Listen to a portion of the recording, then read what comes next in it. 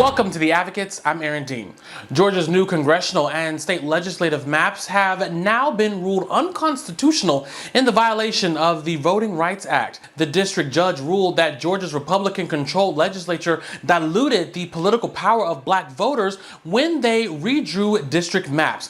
Georgia state lawmakers have until December 8th to create new maps. 10 states are currently in a redistricting battle ahead of the 2024 election. North Carolina Republicans crafted a new map that could flip 3 congressional seats. Meanwhile, Democrats could pick up seats in New York and Louisiana. In all, anywhere from 14 to 18 House seats are up for debate, while Republicans hold a 5-seat majority in the House. Dozens of Democratic lawmakers want primate health insurance plans to fully cover the cost of over-the-counter birth control. The FDA approved the drug called Opill in July, making it the first non-prescription daily birth control pill approved in the U.S. Several dozen Senate Democrats sent a letter to the Biden administration calling for federal agencies to ensure that private health insurance plans cover the pill without out-of-pocket costs or prescription. Opill is expected to hit store shelves early next year.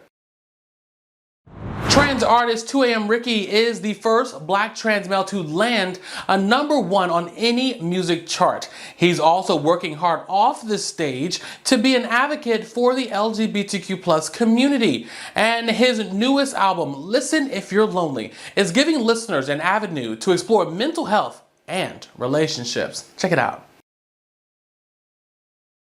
Hey, 2AM Ricky, how are you? Welcome to the show. I'm great. How are you? I'm great. I'm so excited to get to talk to you. Well, first, let's talk about your stage name, 2AM Ricky. How did you come up with that? What is it? Yes. So I grew up in the South. I'm originally from Winston-Salem, North Carolina. And anybody who knows anything about the South and Southerners know that our older folks have some really strange sayings. So my grandmother raised me, and she had this saying that the only thing open at 2 a.m. is minds and legs. So anytime somebody encounters me, I either want to open up your mind and make you think, or I'm gonna open up your legs and make you move. Either way, we're gonna have a good 2 a.m. experience. All right, you know what? Okay, that's probably one of the best answers we've ever gotten. And how did you get into music? Who are some of your influences? I've always loved music. I've always loved music. I would say that my biggest influences would be Pharrell Williams, Okay. Andre 3000, Lil Richard, sounds interesting, Okay. Rick James, and Muddy Waters. Okay, let's go back to the one that's interesting. Little Yeah, Richard. You said Little Richard, right? yes. Okay, so why Little Richard? I loved everything about Little Richard's personality, but one thing that I also loved was that Little Richard was an experience. Like to this day, we all know Little Richard. We all have seen Little Richard impersonations, and he was a character who brought himself in every space that he went into, and that's one thing that I loved. Okay. And so let's talk about one of your recent project. It's called Listen If You're Lonely. I got a chance to listen to it a little bit before our interview, and I do like the song Laura. I do like that a lot. Now, through this project, you take listeners on a musical exploration of mental health, relationships, and the daily realities of Black men and those masculine presenting within the LGBTQ plus community. So when you're producing music, how do you bridge, entertainment and advocacy? Kind of share the power of bringing both together.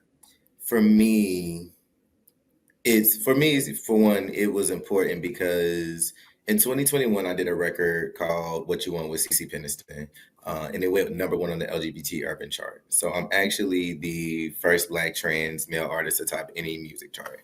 And going through that experience, it was a blessing. It was great, but it also opened my eyes to the lack of inclusion within the industry Mm. and the importance of needing an advocate and needing someone who could come in and shift the culture and help people understand the importance of safety, the importance of people being able to bring their authentic selves into their art. I also think it's important because in this day and age, with all the anti-Black legislation and attacks happening, all the anti-LGBTQ attacks and legislation that's happening, we need our superheroes. professionals. We need those who are using their platform and not only using it to have influence on social media, but are really about community and trying to bring impact and bring understanding to what does it mean to walk in this life and be ourselves every single day away from who we are on our platforms and those stages. And through a lot of your work, you always show up very authentically. Kind of talk to the power of how that helps you connect with your listeners in ways that, those who may be faking it won't do. So for instance, one thing that I do whenever whether it's a show that I'm at, it's a concert, it's me going to speak at a conference or with different organizations, I give away resources. So I'll give away one sheets of community resources that people can get, mental health and nonprofit organizations and, HRT resources. I work with different artists who are either BIPOC or queer and help their teams with developing them with inclusive strategies, with making sure that they have harm reduction strategies so that when these creatives, when these artists, when these professionals in general are going into their workforces and into spaces, they feel seen, they feel heard, and they feel safe. And I think that there's a difference between people who have platforms and people who actually are for community and actually are willing to say, hey, let's go volunteer here, and know it's not for me to have a camera in my face, but it's for me to be able to be with people and make sure that the same people who are supporting my music and listening to my music, I'm in return thanking them by advocating for them. You were also recently involved in creating a theme song for a Tyler Perry show, correct? What was Yes, that process like, and first of all, how did that all come about? So I did. I co-wrote and engineered the theme song to Tyler Perry's new show called Up. Shout out to Blaze Unlimited, who is the sing team that I work with. I love them. I love Imani. I love Jake. I love Deshara, who is the vocalist on the project. It came about because I work with Blaze as a songwriter. So does Deshara. We were blessed to have the opportunity to work on some music for this show in particular. They also did the theme song for Sisters. And so we've been working with them for a while. And we went there to Colorado and actually did a camp, just like a retreat, just to create. And we made a couple songs. And there was one song that I did with an artist that's really amazing. Her name is Kiara. And I really loved that one. But then when we came back home, I was like, something feels like it's not right, and we still missing something. So I reached out to a friend of mine named Mike Gammis, who actually lives in Mexico, who had never even been able to see a Tyler Perry show because he lived in Mexico, but knew who Tyler Perry was. Uh-huh. And he and I, through iPhone vocal recordings, helped come up with the concept of the beat. And Deshara came to my home and we worked on the record together, and they fell in love with it, and it became the theme song. That's exciting. Well, congratulations.